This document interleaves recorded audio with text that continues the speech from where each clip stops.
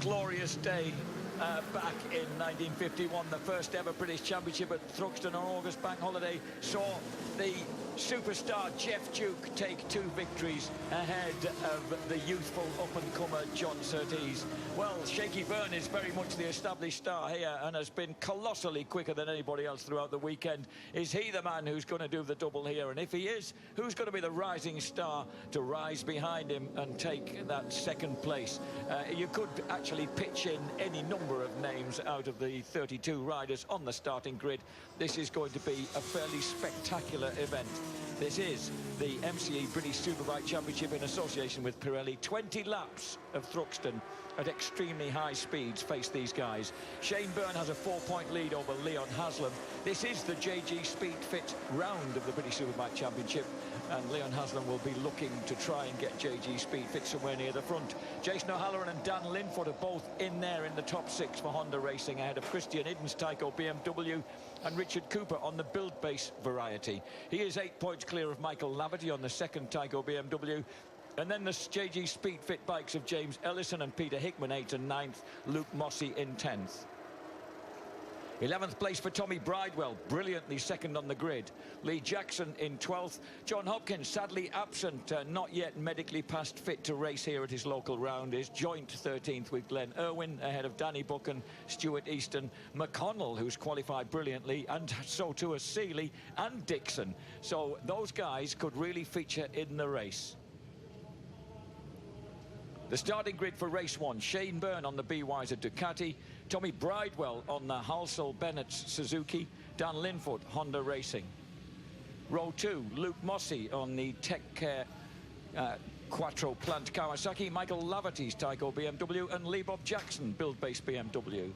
The third row, Billy McConnell, after that recent 4th place on his Kawasaki, looking strong. Alistair Seeley is there on the RAF BMW, so too is Jake Dixon, Peter Hickman, Jason O'Halloran and James Rispoli next up.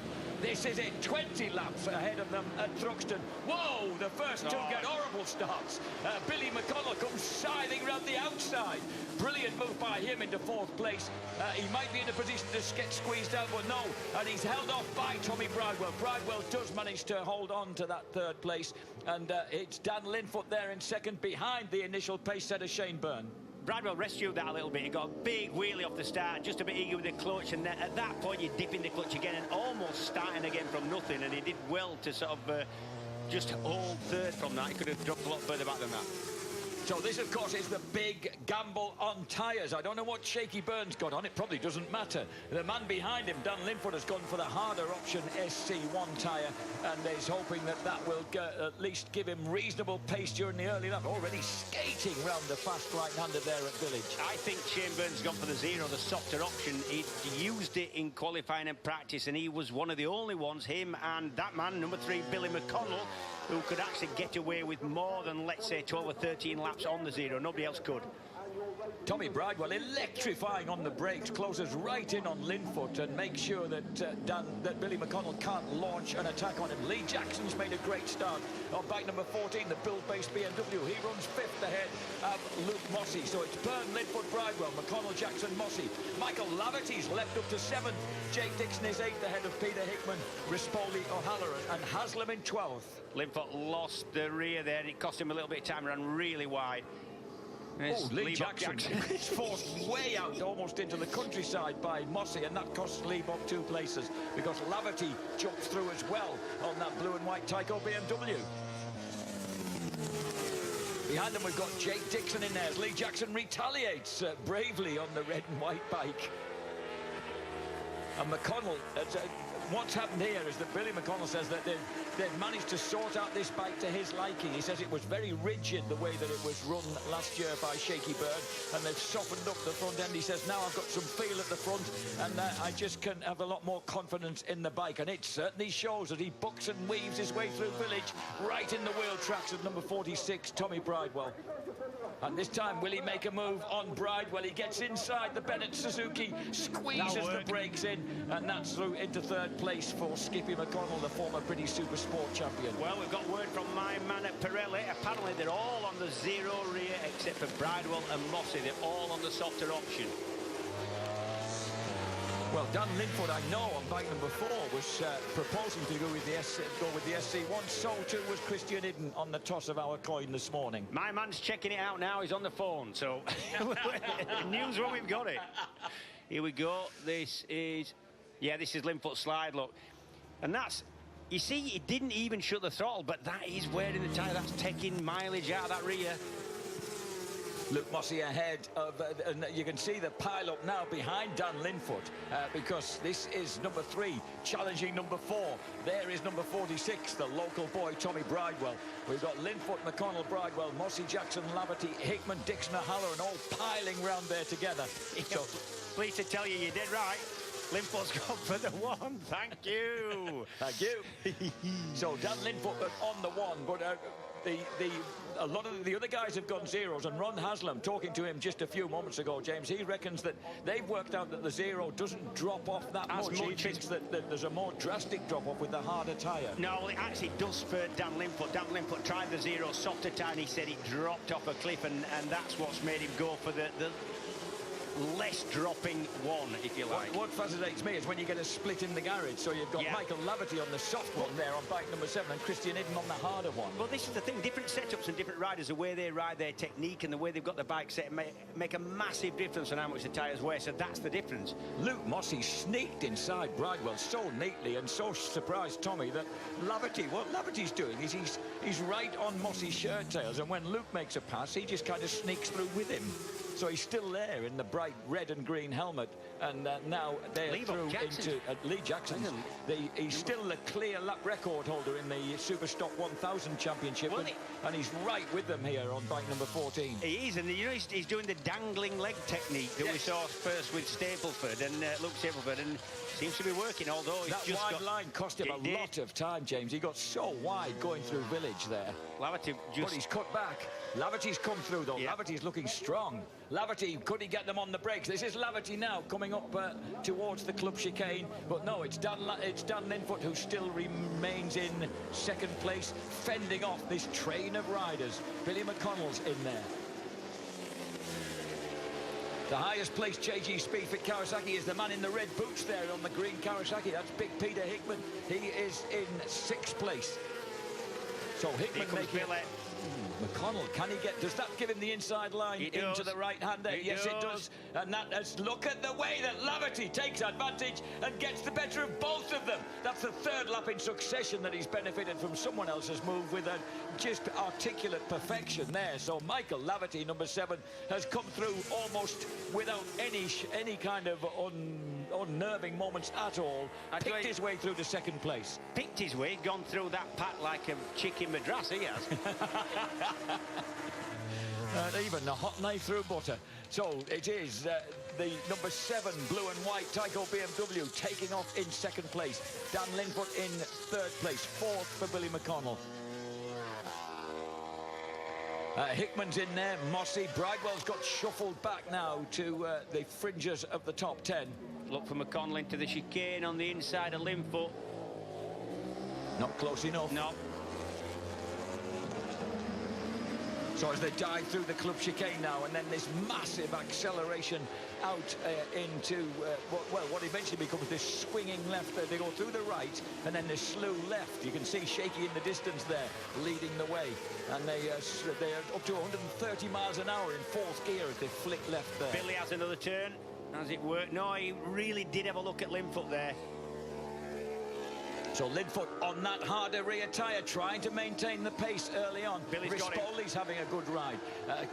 Cooper's in there in 13th place. Jack Kennedy's come through to 14th on the yellow and blue WD-40 Kawasaki. There's the race leader on his way.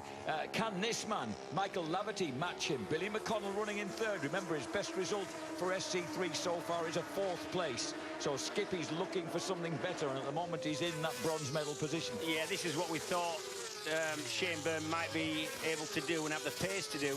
What he's got to do now, he's got like a 4-second lead. He has to start just easing back on the throttle, not being as aggressive. And this is what he's absolutely brilliant at, his experience and his skill, really. And the way the bike's set means he probably can get the best out of that 0 tyre. A flame-spitting number 12, Luke Mossey, in the pack there as they all crowd up coming into the club chicane in front of that packed grandstand. That club chicane is one of the best places to watch. Not in the public areas, I'm sorry to say, but because we're special, we can go on the inside. The bikes are nearly hitting you. Well, if you stuck your arm out, you could actually touch them. Frightening place to watch, but brilliant. There's Leon Haslam. He reckons he could make top 5. He told me yesterday, I'm aiming for top 5. His dad, Ron Haslam, fabled former Grand Prix star, reckons realistically top 6 or 7. At the moment, Haslam's in 10th place, but right on the back wheel of Tommy Bridewell. I know his dad, Ron, had a big crash around Church, the corner we're just about to come up to now. And he was that big, he fell off a 1000cc. One of the first four-strokes class of racing was called Formula 1. There were 1000cc engines, you could do anything to the chassis. They were big, they were brutal, and he fell off it, and it made such a mess. I reckon some of it's still there. If you got a metal detector, you find bits of it. You see the smoke hanging in the air there, the rubber burning off the back of Linfoot's Honda number 4. Look at, I said you're going to have to make full use of your 250 Grand Prix experience round here, boy, and just keep that thing drifting and burning. And he is doing, but Lee Jackson's alongside him with the inside line. Linfoot, though, strong on the brakes. He is.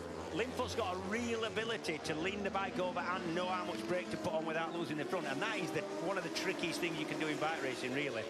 Someone got way out wide on the way in there. It might have even been Haslam trying to find a way past around his teammate. Haslam's moved to 9th, though. He's ahead of Bridewell. So Haslam's picking his way up. He's now just behind that man, number 60, his teammate Peter Hickman. The other man, James Ellison, 19th at the moment on the JG Speedfit Kawasaki, as Leibot Jackson dives and goes wide. And Howard Maymaning Smart, who's pulling out after this weekend. This is his last racing weekend with the Smiths BMW. He was telling me before the race that he can't get any pleasure out of running right at the back of the pack anymore as a former race winner. And you know, that's it. When you're in a category racing that's so cut and thrust, and if you're a little bit off, you look a long way off.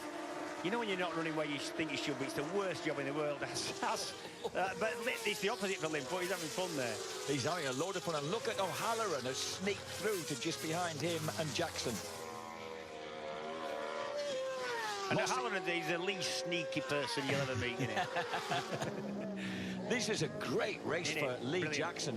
When he's qualified, well, he's not really made it pay in the races, but look at that, he cuts through inside Dan Linfoot. This time he moves through into that 4th place. Linfoot squeezed back to 5th, and he's got a long train of competition for company. Number 12, Luke Mossey, the tall man from Royston in Cambridgeshire, is in there. Jason O'Halloran. Oh, a mistake there by number 4, Linfoot, nearly let Mossey through. Mossey's the man here, you know, on the hard tyre. He's definitely on the one. I spoke to him before, and he's making better use of it than Linfoot at the minute. Except he suddenly got pummeled right to the back of that group. The moment you spoke, he went back about 6 places. So I don't quite know what happened. He just got it stood up. He's even back behind Jake Dixon, so he's dropped onto the fringe of the top 10 in that one complex. I'm not going to mention him again. I quite like Luke. Leon Haslam round the outside. I'm trying to get round the outside of the Hondas, James. He is making big progress here. Oh, Haslam, though, has a big moment. And he's saying that that's the problem that they have with when they have to be on a kind of part throttle through these fast turns, that the bike does tend to bite them a bit there, James. Yeah, but he won't mind the bike moving around a little bit and getting a bit loose, and he won't also mind having to override things a little bit as well, won't Leon? He'll be looking to try and get on. He waves a pronounced right leg as he clips his way underneath Linfoot.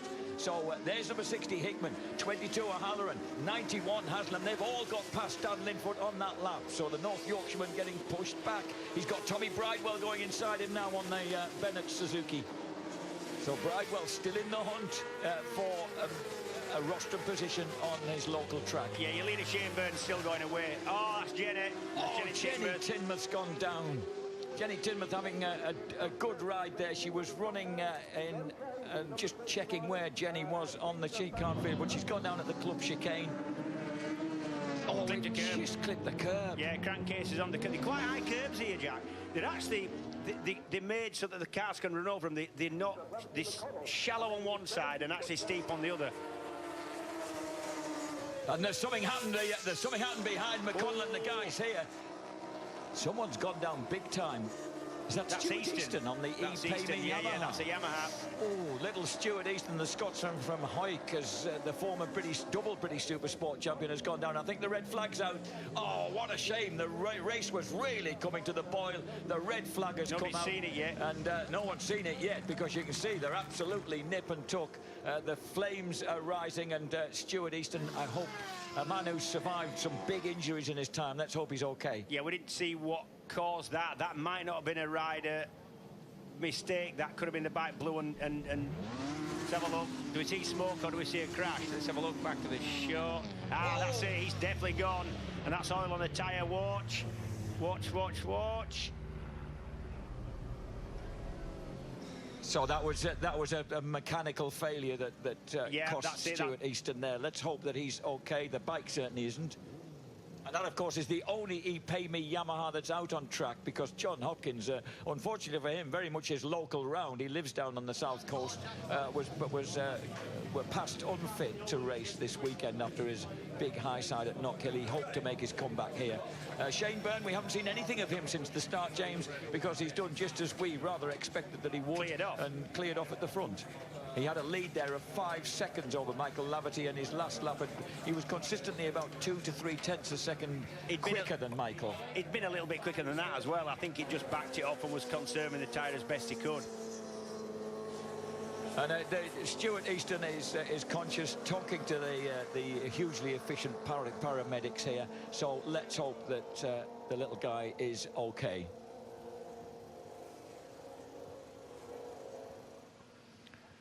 Obviously concern with Tommy Hill and his crew here in the ePayB Yamaha camp, with Mrs. Tommy Hill there on the left-hand side, John Hopkins there, his teammate.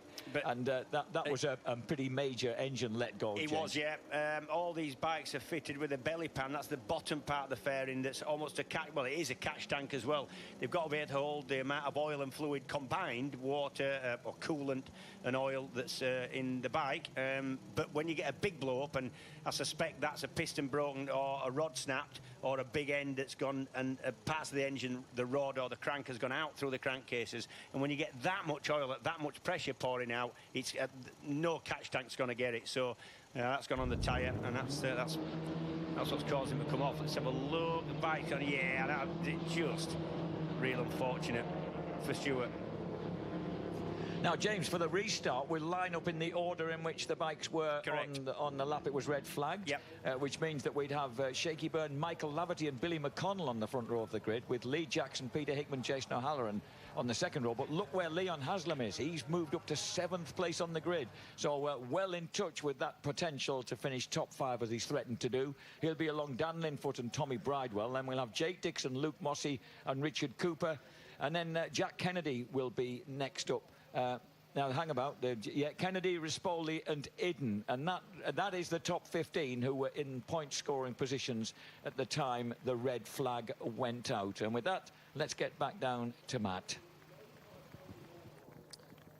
Yep, thanks, Drac.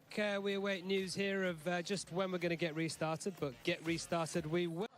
The clean-up operation is underway here at Thruxton after that mechanical failure for Stuart Easton and subsequent crash caused the red flag to be drawn. And after 10 laps of this 20-lap race, we have a pause in the action, which will get restarted, we hope, shortly. James Hayden, this is always, I mean, I guess for the neutral, for the spectator, not necessarily such a bad thing, because Shaky had checked out at the front, and now we get a restart and a shortened race. Yeah, I mean, it's exactly that. I mean, Shaky was the big loser because he was away with that. He had that race won.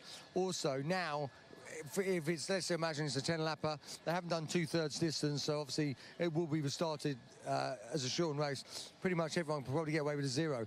So also everyone's going to have the same amount of grip, because a lot of people went on the 1, which was the harder time. I would just before I spoke to you, I spoke to the chap from Pirelli who says they can't actually change. They've got to start on the tyre they started with. So I guess if they're on the 1, right, they're on the 1. Yeah, so which is a shame in a way, because everyone on a 0. That was never the case before. Normally, you know, race got stopped, you could always change the tyre. So maybe that's a new thing. But Right, of course. Well, in that case, they're starting on a 1, so they won't get the best of that then. Let's speak to one of the riders now. Leon Haslam joins us now. Leon, obviously you started from 15th in that race, but you look like you're making a bit of progress at the point where the race got stopped. Yeah, we knew that we'd come back at him in the later part of the race, and yeah, we just got up to 6th, just got behind Pete. Felt like I was making some good headway. We're still suffering with the same issues of the weekend, but on the older tyres, it's not as big as a problem. So hopefully we'll be all starting. I think we have to start on the old tyre, so hopefully we can maintain that advantage and make some more headway. Yeah, it's always tricky, isn't it, when you get stopped right in the middle of your flow. Now you've got to refocus and get ready for a 10-lap sprint. Yeah, it's going to be a hard 10 laps, especially the tyres are already dropped. So yeah, we've got to be smart and keep pushing on like we did. What's the situation with tyre wear? Because obviously, I suppose during practice you put old tyres in, but they're not kind of, they're not fresh when they first go on. So is that strange? First couple of laps? When a tyre goes hot and cold, it has different durability. Sometimes it wears more, sometimes it wears less. Honestly, everyone's in the same boat. I think some guys are running the 2, so they might have an advantage on this restart. Sorry, the 1 rear, but. Yeah. I think majority's on the 0, so I think we're all in the same boat. Do you think with Shaky, obviously he was away with that, but now it's start again, isn't it? I mean, do you think that might be an advantage there, or do you think now that all the tyres have gone off and everyone's in a more similar boat? I think he's got about a second a lap on everyone this weekend, so I don't think it really matter what it does. Fair enough. Thanks for talking to us, Leon. Good luck now. Yeah, he was just starting to make that little bit of progress through there, wasn't it? Which I think is going to be important for those guys. Yeah, very much. And actually, it looked like 3rd, 4th could have been on the cars because they'd come all the way through. Which would be a great result for them, considering great result. And really, as we've heard over this weekend, it's a damage limitation for those boys. Try and get. They know that they can get away from here. They know what their problems are. They know it's to do with the engine, the electronics. They can change that. They can go back to an earlier spec, something that they know that works, and they can be a lot more competitive come brand. So here is about damage limitation. If he can get 3rd, 4th, 5th here, having him start back on row 5, which we've never seen him on, it's a great result. Just spotted Glenn Irwin behind me. Let's bring him in. Glenn, let's grab a quick word with you now. Always good for a chat. Glenn, you've made such great progress on this Panigale in recent weeks, but I know obviously qualifying, you were really unlucky yesterday. How was the race going for you? The race is going really, really good. We made a change for warm-up that left us second quickest, but second quickest not just on a 1 lap. Lapping in the 15 bracket on lap 10, which if you were doing that there now, you'd be 2nd or 3rd position. So obviously your lap time counts for race 2, and we agreed to sort of sacrifice trying to get a lap for a grid position, because we started 24th in this one, and we're going a 2nd lap quicker than nearly everyone up the 4th. Red flags come out, and I can't say that's not good for me, because with the new rule we're still in the same tyre. So if it's getting that thing off the line, if we can get it off the line, I believe we can go from, I think we're back to 17th, maybe up to 4th. The bike is mega, tyre wear's mega, team are working really good. So all these guys here, I know they'll see their lap times all in the 17.5s, and I'm going around 16.2, so we want to get off the line, get stuck in. I suppose that's the thing about the red flags, isn't it? We can give you an opportunity to bunch everybody back together. Yeah, well, it's something they probably didn't need, because they were coming back so quick, but it's getting my bike off the line. I spoke to Phil there, and I wound out the clutch lever a little bit, which should help. It was struggling to hold it in first gear. When I put the clutch in, it wanted to creep forward, so we'll just wind that out a little bit. We can't make any modifications to the bike, with the rules. So it's that race was good fun there. I can't wait to get going again. Good luck, Glenn. I think you're 17th on this one, but 3rd fastest for race 2 later on this afternoon. So good stuff. Aye, cheers. Keep it up. Thanks. Cheers, Glenn. Okay, let's get down the pit lane. I think James Hayden's got Dan Linfoot. Okay, I'm joined now by Dan Linfoot. Dan, you were really in that in the thick of the scrap there. I know Shaky gone down the road. What did you come past? Did you see the oil on the track that from the instant with Stewart, or didn't really see it? I didn't see any oil. I seen all the medics and Stewart, on the trackside on the grass. So, firstly, I hope Stewart's okay and everything's good with him. For my own position, we were starting to go backwards. I'm on the hardest tyre available. I can get 5-6 laps of okay lap time and grip, and then I'm just spat out the back door, and I'm managing, what I can do. So, I've no entry grip, I've no grip as soon as I touch the gas, and I have no drive grip. I'm a sitting duck at the moment. Well, I could see you spinning up quite a lot out the back. Obviously, you're not allowed to change your tyre now, are you? So you have to go on the same tyre, because otherwise, maybe with the 10-lap sprint, you've probably gone to 0 again, wouldn't you? So are you being able to make a little change on the suspension to try and just get it to hook up a little bit better? Yeah, that's exactly what we're doing now. We're making a change with the Ollins rear shock for the second part of the race, and as you correctly said, we're not allowed to change our rear tyre for the second part of this race, which I do think will favour the SC1 tyre. I think when the SC0's had a heat cycle, or a start and a stop, it's not as efficient as what it is. So I do think that maybe the SC0 might struggle in the second part, but already I'm struggling, so it's going to be a fun race to watch, and watch out for the blue smoke out there. Well, I can't wait. Obviously, stay here in pit lane is fine for me. Dan, good luck. Back to you. Yes, indeed. We've got race director Stuart Higgs with us here as well. Stuart, I think 12-lap race is it for the restart. When do you expect to get things underway? Yeah, it's about 50 metres of oil to clear at Noble, where Stuart went down on his own oil, so that's in progress now. So I would hope between 2 and 2:05 pit lane will open. Be a quick restart, 1 lap to the grid, then 1 warm-up lap, and 12 laps part 2, and of course the race is just on the second part. Any update on Stuart? Yeah, he's talking to us, bit of back pain, been immobilised and been taken to the medical centre. Okay, great crowd here, Stuart, by the way, isn't there? It's fantastic. Always good here at Thruxton, but I guess with the weather we've had recently, it's really come out. Yeah, we've changed this date. It used to occupy an April date, which was obviously very, very sensitive to the weather in the last couple of years, although as I speak, a couple of drops of rain have fallen on my head. But no, it's established itself in this July slot that seems really popular, so I'm sure it's a permanent fixture. Cheers, Stuart. Thank you. OK, let's get back to James. OK, thanks, Matt. I'm obviously joined by Michael Laverty. Michael, that was a lovely ride. You had a lot of work to do early on, but you just took your time, came through, and looked like you had a very strong second there. So for you, it must be a bit of a nightmare that it's been stopped. Yeah, a little bit disappointing. I got a poor start. My bike bogged down off the line and I went backwards. So I wanted to get through without using as much tyre as possible, and I was trying to be smooth. Once I got to second, I just was chipping away, watching my lap timer, being easy on the tyre. So I thought I was good for 20 laps. That's what, as a team, we've worked really hard on this weekend, the long game with the soft tyre, and it's really paid off. It's meant we've been down the order in the timesheets because we've been concentrating on old tyres, but yeah, it's really paid off today. So again, you're running the 0, because obviously some people are running the 1s. There's a bit of a, there's 2 schools of thought now. What's going to be best as it's had a heat cycle, cooled down, but yeah. The 0 was definitely the tyre that was giving the better grip, right? Yeah, the 0 is definitely the faster tyre. It normally has a bigger drop, but that's what we've concentrated on, giving it an easier time. So with the last 10 laps, it wasn't in too bad a condition, and it was feeling quite good there. We were only at half race distance, but I felt I could keep that pace pretty strong. So we're starting again with the same. You're not allowed to change tyres now with the new rules, so same used tyre for everybody. So yeah, Shaky shouldn't be able to make a gap this time, so hopefully we can fight. Well, that's really the question I was going to ask you. So do you think, because obviously Shaky was away, he's not going to be away anymore, is he? Do you think it opened up as an opportunity? Yeah, definitely possible. I think we were doing the same lap times once I got to second place, so yeah, it's there for the taking. OK, well, good luck. OK, well, Matt's with Lee Bob Jackson. Matt, back to you. Yeah, I am. Lee starting 4th for this restart, Lee. After a good first half to the race, you're really making progress there. Yeah, we got in the leading group, which really helped, but obviously everyone was making a few passes, which I was getting a bit frustrated because I needed a bit of clear track, because I feel like on my own I can run my lines and manage to save the tyre a bit more, but hopefully this is going to be a totally different race, and everyone's starting on second-hand tyres, which could be a bit of a good fun race. So a challenge for the podium in this restart then? Yeah, I definitely think we can. We're starting 4th on the grid, so I just need to get another good start and just hopefully, again, like I say, get in the leading group. I think Shaky had a good run away then, so let's see what he's like with 12 laps to go. See if you can catch him. Thanks, Lee. Well done. Yes, thank you. Cheers. OK, so Lee Jackson then. One to look out for when we come back from the break and get restarted here. A 12-lap sprint will decide the points in BSB Race 1. It's live from Thruxton, and it's coming up in just a few minutes.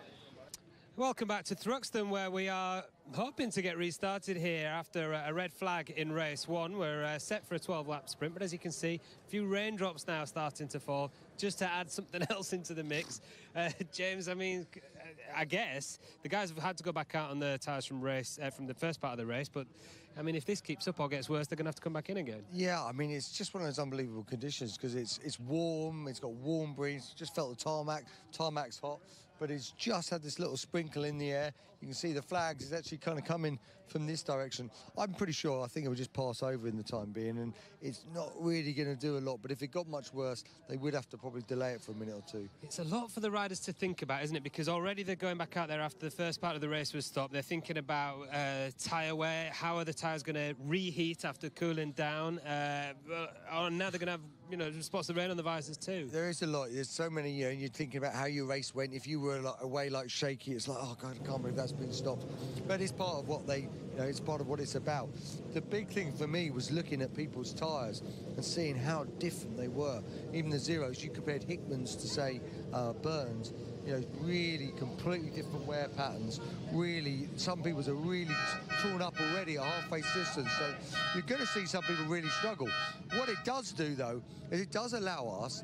You just might get like a little freaky guy who's, you know, just, it could also just, it really shakes it up, my point is. And someone that maybe was running around in 6th, 7th, you know, Dixon or someone like that might find their tyres not too bad and they'll be able to go, because this new rule of having to have exactly the same tyre that you finished on will have a big effect. You've probably just heard the siren there. I'm just looking up at the board above us here, which says start delayed. And as the mechanics run back out onto the grid to put the pit stands under the bikes and just settle the riders down a little bit. Obviously, the start delayed because of the rain that's coming down, but it has actually stopped. Yeah. So perhaps we won't get a delay for too long. No, it was one of those really difficult ones. It looked like it could probably go either way. It's just here we're quite lucky we can see a lot of flags, so you could see where it was coming from. And it was enough at that point that if it had kept on, it would have been dangerous. But it kind of almost, as soon as he'd done it, it stopped.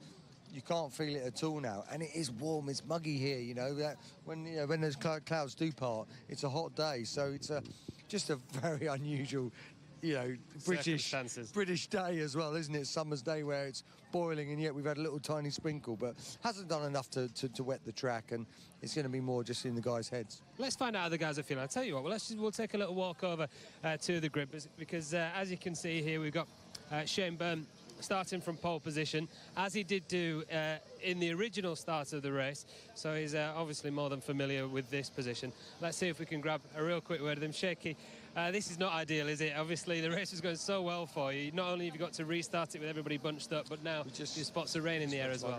Yeah, unfortunately, a few spots of rain would be cool, but the rain out the back after Allard and Noble was quite heavy. You know, when we ride with tear-offs on, we see we have tear-off on there. When the rain gets on them, it really messes up your vision. So I've got no idea where that oil was that's been dropped down around there, because I couldn't see because of the rain. But is it better you don't know? Yeah, maybe. Yeah, hopefully it's going to blow over. I mean, here it feels absolutely fine, doesn't it? So yeah, fingers crossed it'll blow over. We'll try and get a good start, and we'll see. Obviously, you've got to start with the same tyres that you had in the first part of the race, so they've had a chance to cool down, warm up again. Have you any experience of how that affects things? Is that something you kind of work on in practice? Yeah, I mean, both of the long race runs that I've done Friday and Saturday were done with, well, Friday afternoons were done with Friday morning's tyres, and then Saturday morning's race run was done with Friday afternoon's tyres. So for us, I don't think that's going to be too much of a problem.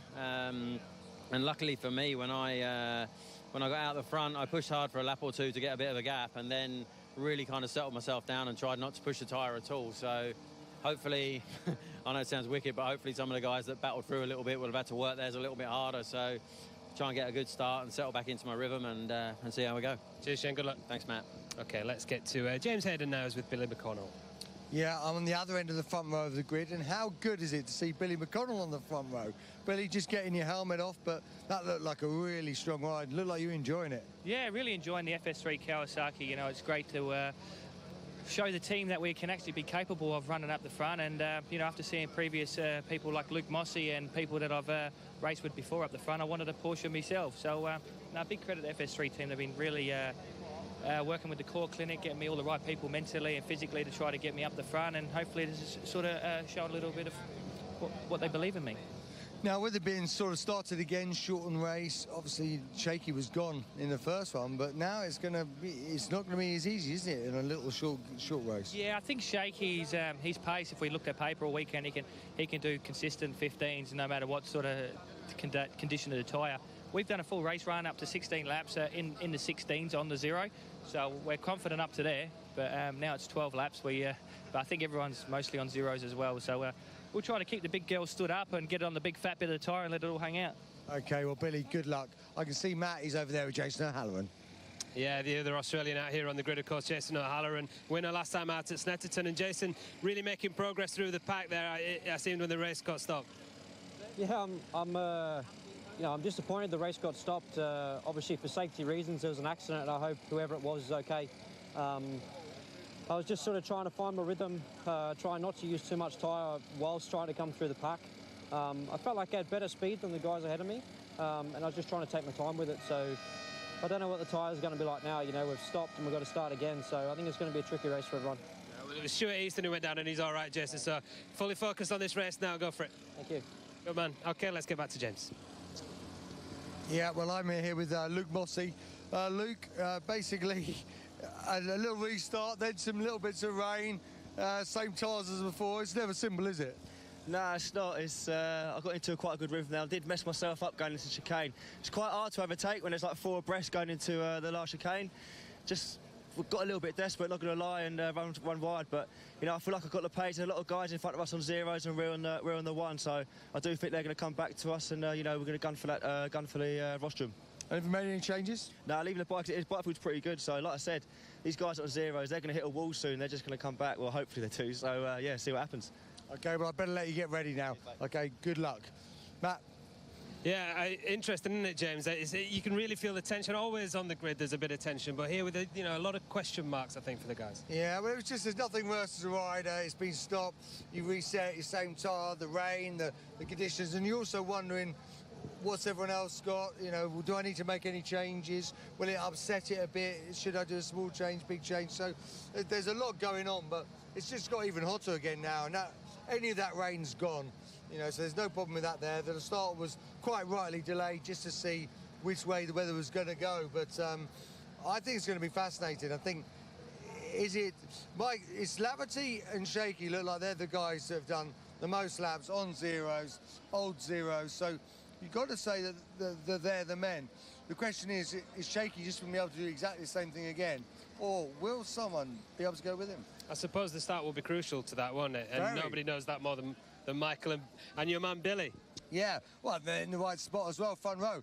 They're interested in hearing some of these other guys, because the one should, in theory, be a better tyre after the heat cycle and to do another 12 laps. So a lot of the guys in the ones might be coming through. So also we might see a slight 2-part race. The zeros getting off, from the first part, and then as they start to move and slide, then see the ones coming into it. So that's fascinating as well. It's going to be a real chess game of a race. It's only 12 laps, though, so they won't have too long to work out their moves in that game of chess, will they? No, but, yeah, no, of course, I mean, 12 laps is not long, but at the same time, you also put into account they've already had 11 laps previously, so the tyres are going to have done more than they will have done in any testing, any practice at all. So that's going to be interesting too.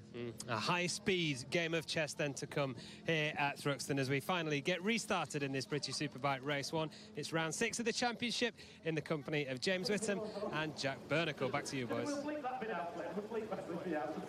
And continuing the subject of tyres, James, I was asking James Whittam while we were off air during this delay, how will these tyres behave? Will they behave the same at the beginning of this second half of this race as they were at the end of the first half, James? In theory, yes. You've got to keep the tyres warm. When he's talking about heat cycles there, James, what he meant is when a tyre's been on a tyre warmer and then been on a track, it gets up to over 100 degrees and then it cools down between, and that takes something out of the elasticity and the kind of the grip of the rubber. The tyre manufacturers and fitters don't like you having lots of heat cycles, and in fact what they say is if you keep putting a brand new tyre on a tyre warmer, heating it up and cooling it down, then it actually takes some out of it even then, even without being on a bike, even if it looks brand new. But in actual fact, these tyres should, at the beginning, give about the grip that they did at the end of the first part. It's what happens after that that'll be key to this race, I think.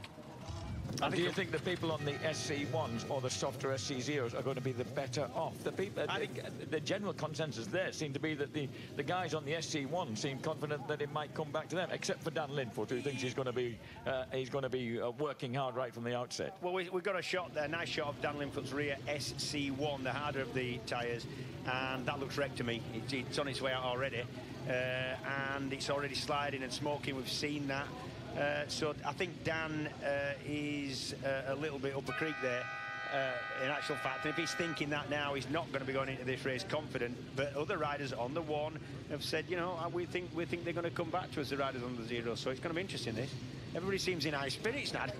They do, including that man there. That's a man who's enjoyed a very great deal of success, Jason Griffiths, the Pirelli boss in the road circuits of the Isle of Man many times. About 13 rostrum finishes in the Isle of Man TT races.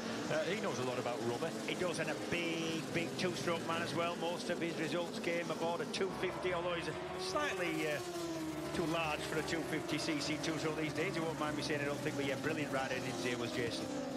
So this is the warm-up lap then prior to part 2, the 12-lap dash here at Thruxton, and dash is certainly the word you might use. This is how the grid will look. Shaky Byrne will be on pole position again. Michael Laverty, who made some brilliant moves, particularly in the wheel tracks of Luke Mossey to pick places in that first half, is in second place. Billy McConnell on the front row in third. The second row of the grid will comprise Lee Jackson, who is having one of his best race so far in British Superbikes, ahead of Dan Linfoot and Luke Mossey. Then the third row will comprise Jason O'Halloran, who was making real progress, very disappointed the race got called there, ahead of Peter Hickman and Tommy Bridewell. So a big loser is Leon Haslam, who'd made a lot more progress than that, but this went back a lap to when the red flag went out. So Leon Haslam on the fourth row, alongside Jake Dixon and the second build-based BMW of Richard Cooper. This is Paul Bird of Paul Bird Motorsport. I know how little he cares about our television coverage. He'll be very, very happy to see Shaky Byrne clear off into the distance once more on the Ducati. Mark Smith-Halverson will have been pleased with the fact that Leon Haslam and Peter Hickman will have made such good progress. There's Mrs. Leon Haslam, Ollie in the background. She and her husband will be leaving the kids with Ollie's mum and dad and jetting off to Suzuka in Japan for the Suzuka 8 Hours next weekend. They'll be going off tomorrow morning, and we'll be bringing you Suzuka from start to finish from 3:15 in the morning, Sunday morning UK time next weekend. So keep your eyes and ears peeled for that. Stuart Easton has been released from the medical centre and declared fit. That's the best news we could possibly have today as we await the 12 laps then of the second half of the first race here at Thruxton.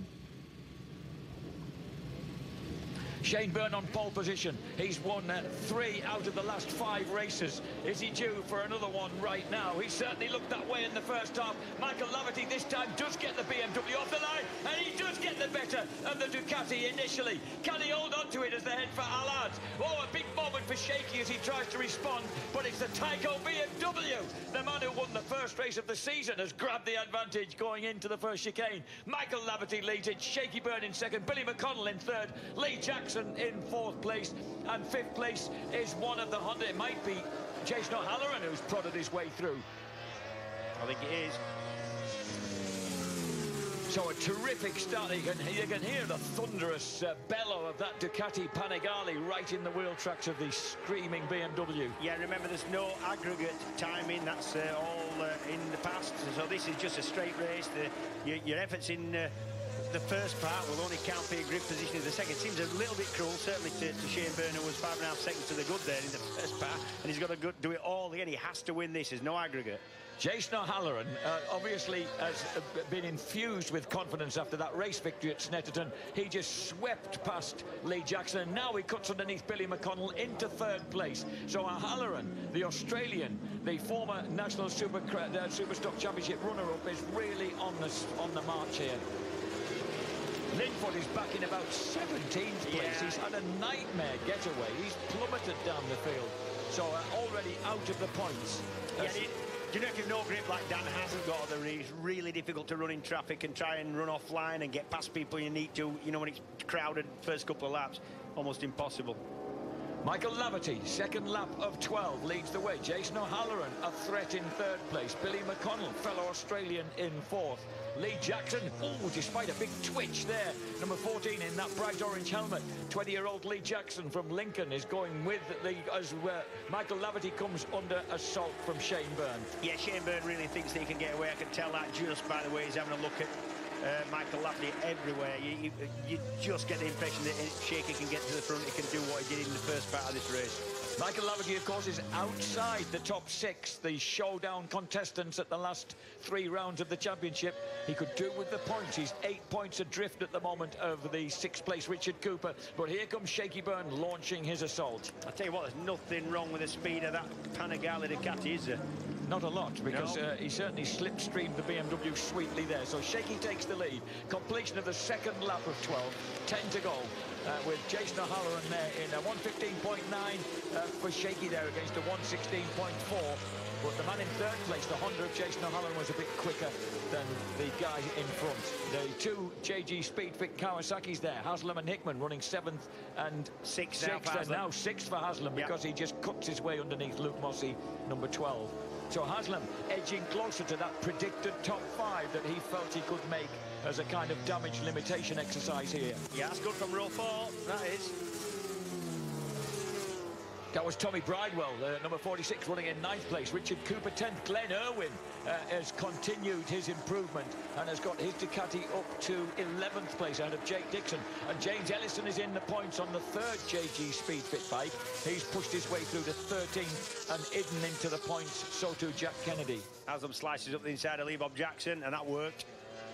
So Haslam now reaches that 5th place. So he's bettered the prediction of his dad, Ron, and he's got, but not for long, I suspect. Here comes Lee Jackson thought about making a move.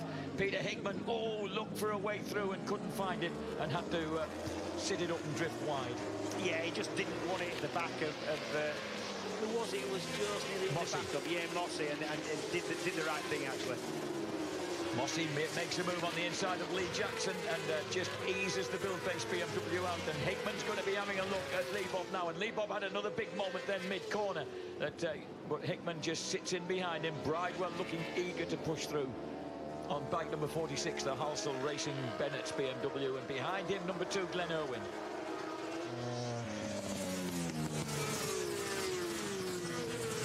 And these guys now hurtling at speeds of up to 160 miles an hour out through the countryside at this fabulous airfield circuit.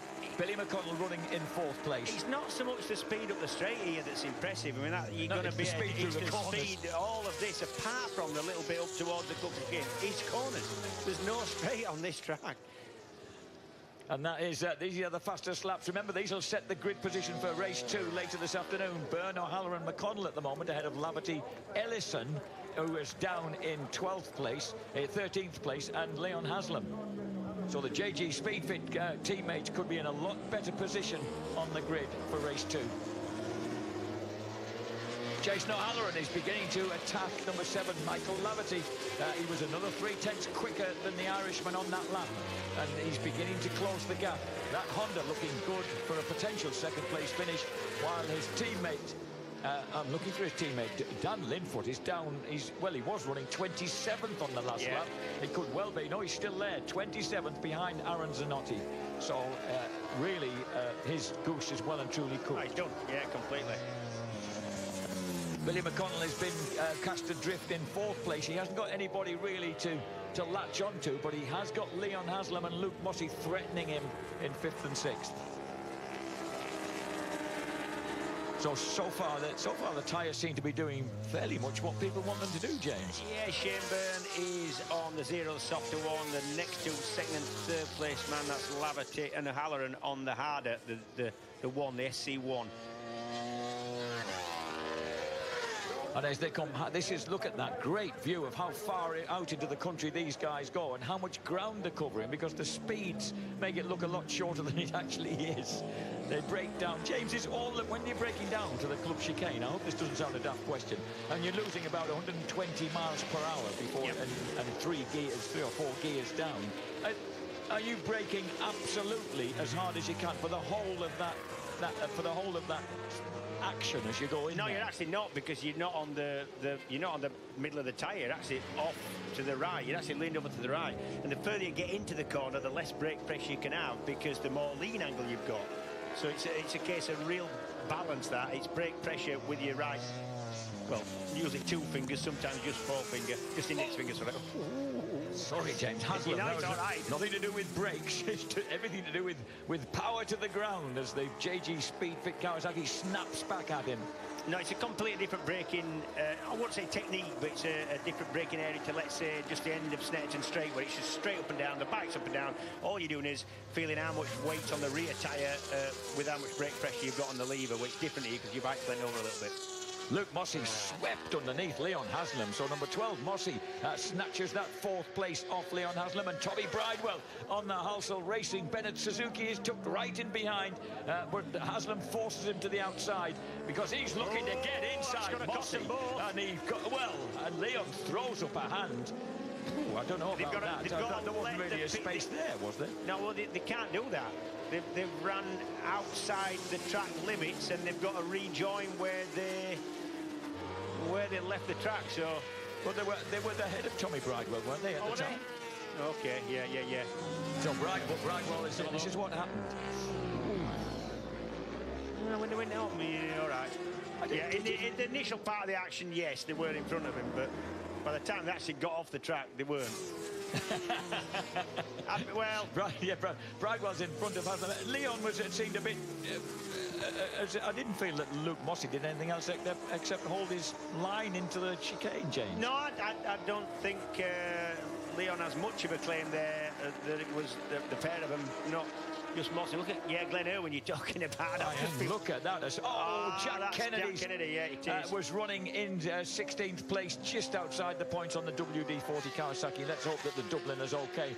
Glenn Irwin, though, is really attacking on the second B-Wiser Ducati number 2. He was running strongly just before the red flags went out, and he now sweeps under Leon Haslam. And Leon Haslam has now got his teammate in that bright yellow helmet for company, all the way from way back on the grid. James Ellison, who, remember, set pole position here 2 years ago, is really on the case. He dies underneath his teammate. Ellison is somehow going to scoop up some decent points, originally from about 22nd place on the grid.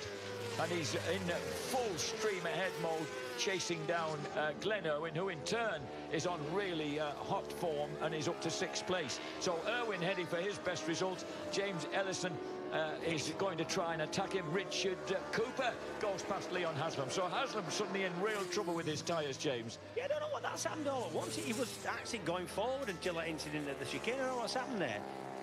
There's 3rd place man Jason O'Halloran, who's just lost touch a bit now with Michael Laverty. 4th place then, a strong ride for Luke Mossey. This is Peter Hickman attacking teammate Leon Haslam. Leon has time, even at that speed, to look across at his teammate and not be able to do anything about it.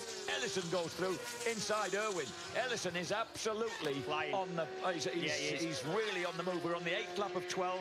Big moment there for Glenn Irwin. That will help number 77 Ellison to pull away.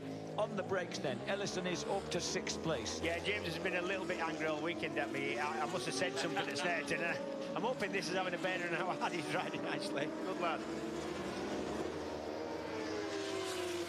So James Ellison, a man who's had success in World Supersport, in World Endurance Racing, in European Superstock, in MotoGP. He's been around the world.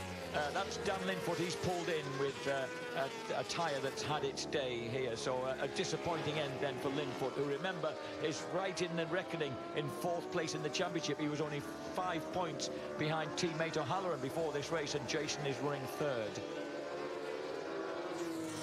9th lap of 12, approaching 3/4 distance in this sprint race. And Tommy Bridewell now has his hands full because James Ellison has come right up on the back wheel of that black, white and red Suzuki. Yeah, I think James Ellison's benefited a little bit from the fact that the race was stopped and he's had another crack at it from a little bit further up. 23rd he went on the original start. And the experienced man, originally from Kendal in Cumbria, now living just outside Leicester, is looking to try and snatch that top 5 place because he knows that ahead of him, Luke Mossey might be the next. But Bridewell is always really, really strong on the brakes down to the club chicane. And you would think he'd be a bit nervous at the chicane, Bradwell, because he's had some real big mullocks there over the years. He has. Sometimes, well, mostly not his fault, to be quite honest. And he's strong, even though he takes that wide sweeping line. I'm always, when you're watching from the chicane, it's frightening how close some of those lads strim the lawn on the left-hand side. Can I say, really nice to see a Suzuki running somewhere in the front? Yeah, it is great to see the GSXR 1000 up there. And meanwhile, O'Halloran has been caught by Luke Mossey, and in the background, that was a mistake by Tommy Bridewell. He ran wide, coming out of the left-handed Cobb, and that gave Ellison his chance. So Ellison goes through, and O'Halloran possibly fading ahead of him. His last lap was a 1:19.1. That gives James Ellison the chance of going further. He's on the 10th lap of 12. He's got 2.5 laps to try and snatch 4. Yeah, O'Halloran on the harder rear tyre, and also the man who's just passed him, Mossey, on the harder rear tyre as well. And James Ellison now able to actually emit smoke from that rear tyre as he really lights it up. Look at the gap now behind Laverty. There is Luke Mossey. There's O'Halloran, who at the moment seems to be struggling. And there is the green Kawasaki of James Ellison. And it's not often you see a race here at Thruxton where there isn't any apparent slipstreaming going on. But right now there isn't. There seems to be enough spacing out for that not to be the case. Looking back at Jake Dixon there, number 27, who's been attacked now by local man Martin Jessup from just down the road at Yeovil on the Riders Motorcycles BMW. It's amazing how fortunes are varying here. Jake's struggling as well. He lost the rear going in there, throttle closed, and when that's happening, you know you've not got a lot of grip. He's been pushed back now to 14th place, so he's still in the points. And behind him, Josh Hook could be in with getting himself some points for the first time for the WD-40 team. There's another Suzuki in the mix. Kianari is running in 9th place ahead of Leon Haslam now. Best we've seen him run for a long time. O'Halloran's times, James, have absolutely destroyed themselves. 1:20 on that lap. But then again, Ellison's only on a 1:19.2. So it's... oh, McConnell's in trouble. McConnell in trouble. Looking down at his bike, and he's absolutely gone out of the points, back to 17th place. There's Mossey. Mossey now clear away in 3rd place, still running mid-116s, and he was confident he could carry on doing that. It's almost a slow-motion battle because both these guys' lap times have dropped off. And this is going to be close if O'Halloran can keep hold of 4th. There's 1 lap to go now. And Ellison also had suffered a fairly... Bridewell as well was into the 120s. Yeah, this is fascinating. I think there's a lot of this lap to go when you're struggling for rear grip, and I think O'Halloran is now. And all of these 3 riders are. Look at that. It's not stopping Tommy Bridewell to try and ride round the outside at over 120 miles per hour and put himself on the inside to nip back in front of James Ellison. And he made the mistake here a couple of laps ago, but he didn't this time. He's securely through, and Kianari is catching them. And he's going to get past O'Halloran because O'Halloran just hasn't got any tyre left. Look, no lead angle whatsoever. Look, straight round the outside for Bridewell. There's nothing O'Halloran can do about that. So that is Bridewell through to 4th place. Yep. Halloran there, number 22, back to 5th. 6th for James Ellison. And 7th place, the fastest man of the 3 with the most... Oh, Ellison sideways. Watch Kianari. Kianari on the Bennett Hulsel Racing Suzuki is right behind these guys. The 3-time champion could blow out of the blue here and just draft them to the line. He's got more tyre left, and he's got every possibility to do that. Shaky Byrne then will take yet another victory in the British Superbike Championship and open up a further lead in the championship as we watch this battle going on. Ellison desperately trying to thwart number 23 Kianari and get the better of number 22 James Ellison. Laverty 2nd, Mossey in 3rd place. 4th place will go to Ellison, I think. No, 4th was Bridewell. Ellison 5th, 6th O'Halloran, 7th Kianari, 8th Cooper, 9th Jakob Smertz. A great ride from the man from the Czech Republic for Smith's BMW. Martin Jessup makes it through to the top 10. Glenn Irwin slips back to 11th. Peter Hickman 12th. What an amazingly topsy-turvy, back to front, upside down race that was. And number 67, Shane Byrne on the B-Wiser Ducati emerges, perhaps unsurprisingly, as the race winner. But all sorts of astonishing things happening behind James. Billy McConnell ended up 22nd behind Christian Hidden. That was a complete tyre war because I saw Shane Byrne, having nursed the bike the whole way through the second part of that race, the 12 laps, go across the line when he knew he'd won it completely sideways. There's nothing left of his rear, I'm sure. Luke Mossey then gets himself back on the rostrum on number 12, the Quattro Plant Tech Kawasaki. Well, they had a great day yesterday. Their sidecar team, Ricky Stevens, the driver, had two brilliant race wins against beating world champion Tim Reeves twice over. And also, of course, they had that victory in the British Supersport sprint race. Andy Reid was the man who brought home the bacon there. So Pete Extons was bouncing yesterday. This is his local round, the company based down in Bournemouth, and now they've got Luke Mossey on the rostrum. MCE British Superbike Championship in association with Pirelli. Race 1 result, Shane Byrne, B. Weiser Ducati, wins it by 3 seconds from Michael Laverty's Tyco BMW. Luke Mossey has the tyres come to him as he suspected they would to get that third place. Tommy Bridewell hangs on in the battle of the shattered tyres ahead of James Ellison, Jason O'Halloran and Yuichi Kiyanari, with Richard Cooper in 8th place, Jakob Smertz in 9th place, ahead of Martin Jessup. 11th for Glenn Irwin. The JG Speedfit Kawasaki's of Peter Hickman and Leon Haslam eventually come home 12th and 13th. Who'd have thought they'd be behind Ellison from James's position on the grid? Luke Stapleford on the second. Smith's BMW gets a couple of points. The reigning British Supersport champion ahead of Quattro Plant Cool Kawasaki's Philip Backlund. The Swede getting the better right at the end there of Josh Hook and Jake Dixon. The championship standings after the first race of the halfway point of the season at Thruxton. Shane Byrne on 181 points has 26 points advantage over Leon Haslam, who in turn is ahead of Jason O'Halloran. Dan Linfoot retains 4th place by a single point from Laverty, who catapults himself into the top 5, into the top 6 even, at the expense of his teammate Christian Idden, who falls out of that crucial showdown position, having failed to score. James Ellison closes on him by just 4 points to 8th place. Peter Hickman 9th, Luke Mossey now top 10. 11th for Tommy Bridewell, ahead of Glenn Irwin and Lee Jackson. The absent John Hopkins in 14th, Danny Buchan 15th, and Stuart Easton, thankfully okay, is still 16th.